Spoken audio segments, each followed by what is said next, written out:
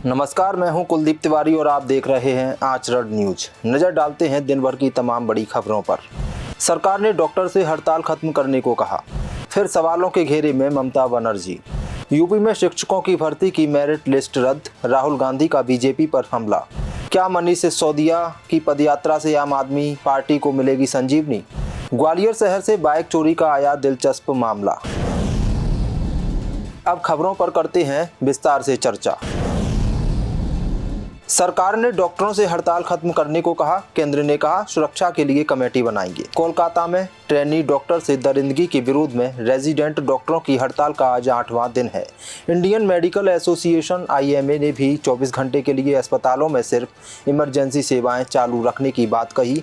वहीं इस बीच केंद्रीय स्वास्थ्य मंत्रालय ने डॉक्टर्स से हड़ताल खत्म करने को कहा है। मंत्रालय ने बयान जारी कर कहा डॉक्टरों की मांग को लेकर कमेटी बनाई जाए। सुरक्षा के लिए राज्य सरकारों से भी सुझाव मांगे जाएंगे। दरअसल 9 अगस्त को कोलकाता के RG कर कॉलेज मेडिकल कॉलेज में ट्रेनी डॉक्टर से दरिंदगी की शर्मनाक घटना सामने आई है। इसके बाद 14 अगस्त की देर रात इसी अस्पताल में हिंसा हुई, जिसके बाद IMA ने देश भर में प्रदर्शन का फैसला किया था। इस घटना के विरोध में देश भर में डॉक्टर हड़ताल पर हैं, जिसकी वजह से सरकारी अस्पतालों में स्वास्थ्य सेवाएं ठप हो गई हैं और मरीजों को इलाज नहीं मिल पा रहा है।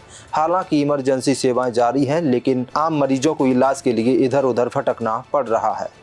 फिर सवालों के घेरे में ममता बनर्जी। प्रदर्शन के बीच कर दिया 42 प्रोफेसर डॉक्टरों का ट्रांसफर। कोलकाता के RG मेडिकल कॉलेज में महिला जूनियर डॉक्टर के साथ हुई दरिंदगी की घटना के विरोध में पूरे देश भर में प्रदर्शन किया जा रहा है।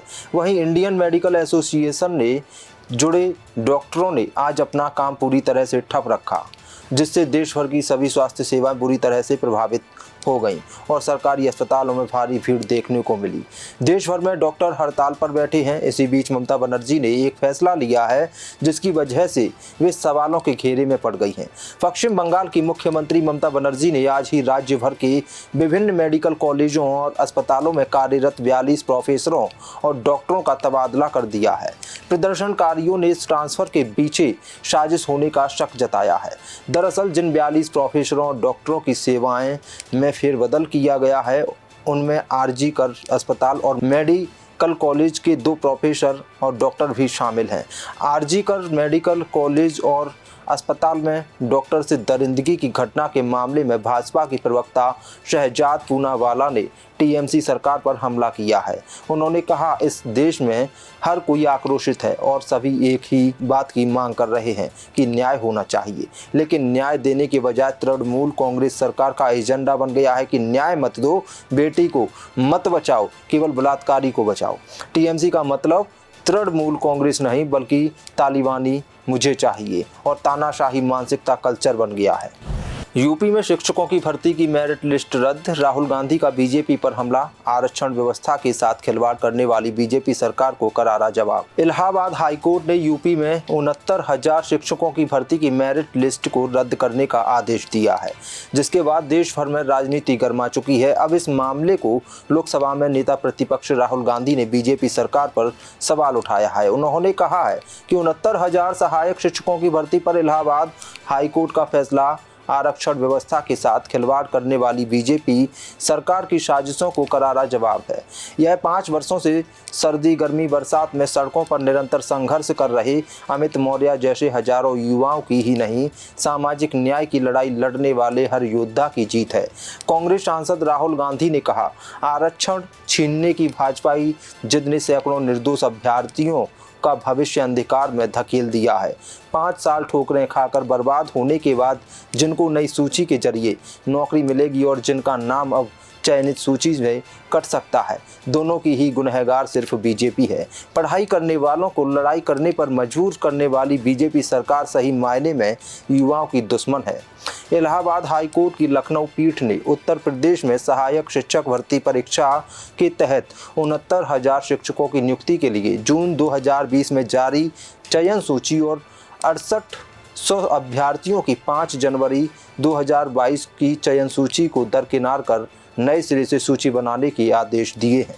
क्या मनीष सिसोदिया की पदयात्रा से आम आदमी पार्टी को मिलेगी संजीवनी? 70 विधानसभा क्षेत्रों को करेंगे कवर। आम आदमी पार्टी के नेता मनीष सिसोदिया ने ग्रेटर कैलाश की सड़कों पर उतरकर अपनी पदयात्रा की शुरुआत की है और दिल्ली के लोगों से बातचीत की। सिसोदिया ने जीके निर्वाचन क्षेत्र में लोगों का अभिवादन किया और उनके मुद्दों पर चर्चा की। फिलहाल आप 2025 में दिल्ली विधानसभा चुनावों की तैयारी कर रही है।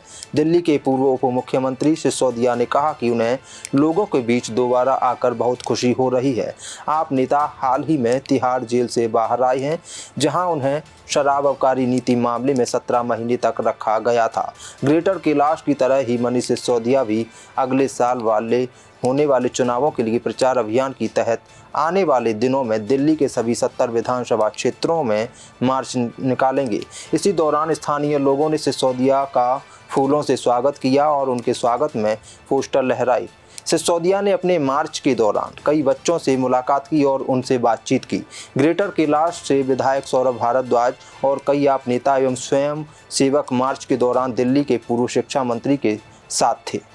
ग्वालियर शहर से बाइक चोरी का आया दिलचस्प मामला। पुलिस नाकामयाब रही तो मालिक ने खुद की तलाश। ग्वालियर में बाइक चोरी का एक अजब मामला सामने आया है। इसमें पुलिस चोरी हुई, बाइक का तो कुछ पता नहीं लगा, लेकिन बाइक मालिक ने हिम्मत नहीं हारी। उसने सीसीटीवी फुटेज से अपने स्तर पर पड़ताल की और चोरी के बाद 3 दिन में 400 सीसीटीवी चेक करने के बाद चोर का रूट ट्रैक कर लिया। इससे पता चला कि चोर थाटीपुर थाना क्षेत्र के नेहरू कॉलोनी के आसपास का रहने वाला है। इसकी जानकारी वाहन मालिक ने पुलिस को भी दी। इसी दौरान चोर को अपने पकड़े जाने का संदेह हो गया और उसने जहां से बाइक चोरी की उसी दीवार पर रात में लिखा आया कि बाइक यूपी के औरैया कोतवाली थाने में मिलेगी, इसलिए मेरा पीछा करना छोड़ दो।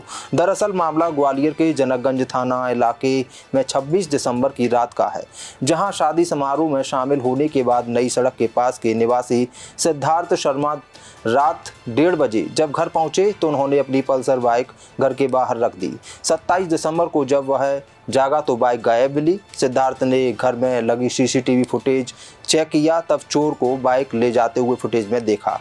इसके बाद उन्होंने तुरंत जनकगंज थाने में चोरी की रिपोर्ट दर्ज कराई। इसके बाद सिद्धार्थ यहीं नहीं रुके, उन्होंने घर के आसपास और नई सड़क पर लगे अन्य सीसीटीवी फुटेज भी चेक किए तो बाइक चोरी का रूट नई सड़क से फूलबाग मेला तिराहा नेहरू कॉलोनी और नदी पार होते हुए थाटीपुर का मिला।